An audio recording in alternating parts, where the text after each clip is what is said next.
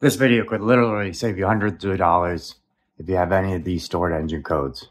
All right, Spotlight Mechanic here again, and today we're going to be discussing the P0011, and that is your camshaft timing. So the whole purpose of my YouTube channel is to try and empower you guys with the knowledge to be able to save money on your auto repair bills, and you're definitely going to want to see this video because we're going to do that for you. All right, so first let me just explain to you what this is and what it actually does. So basically we just have an electromagnetic solenoid here, and it's going to move a valve inside here back and forth when that electromagnet is energized. And what this is actually doing is you constantly have oil flowing through this, and it's redirecting the oil into your camshaft sprocket, which actually adjusts the timing. It either advances or retards the timing.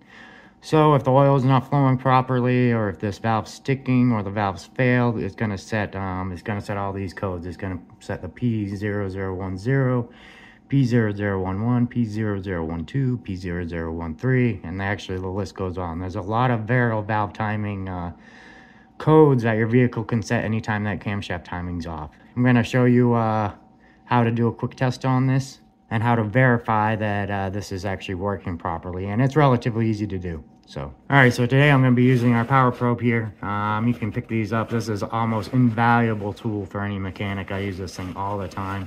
I just actually had to buy a new one. It comes with all the extra adapters and stuff.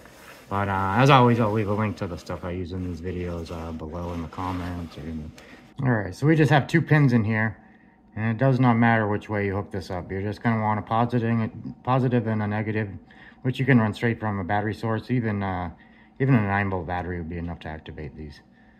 Let's go ahead and I got this one already hooked up. So all these solenoids we're taking out of a vehicle, so we're going to test them all and see if they were misdiagnosed for starters. So we got this one all hooked up to our power probe. Let's go ahead and see. We're going to see if this is going to click back, see if we can see this valve move back and forth. All right, we got power and ground hooked to our VVT solenoid here, and we're going to apply power. Let's see what happens. As you can see, that's moving. Now let's test the other 2. All right, so we have our second one hooked up here. You actually can't really see the valves because of the screens, but maybe we can hear it. Oh yeah. Yep, so that one's working too. So far, 2 misdiagnosed VVT solenoids. Let's keep going. All right, so here's our last one here. Let's see what we got.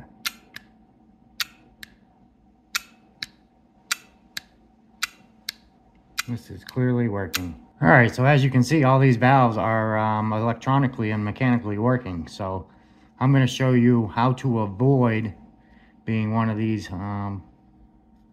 customers that obviously between the 3 of these were hundreds of dollars wasted. I'm going to show you how to avoid that. So in this case, you can clearly see we got a bunch of debris inside that filter. Now that's pretty much oil sludge. So lack of maintenance. It does look like all the screens are still intact. Definitely something you want to look for. And usually these things are pretty accessible. So if you look up, just look up your engine online and look for VVT solenoids. You'll be able to find exactly where these are located. Usually only one 10mm bolt hold them in. So obviously cause of failure on this one was lack of maintenance. Maybe another one that's not so obvious would be this one here. But I can tell you right now, reason for that code is going to be low engine oil. This thing is mechanically working fine. And same with this one. Probably lack of maintenance. It doesn't look too bad. But what you're going to want to do if you have a P0011, the first thing you're going to want to do is check your engine oil. Sometimes even if your engine oil is just a little bit low, it's going to set that code. And if your oil change is overdue. If your oil change is overdue, all you got to do is change your oil. Even if it is low, go ahead and change your oil, reset that light.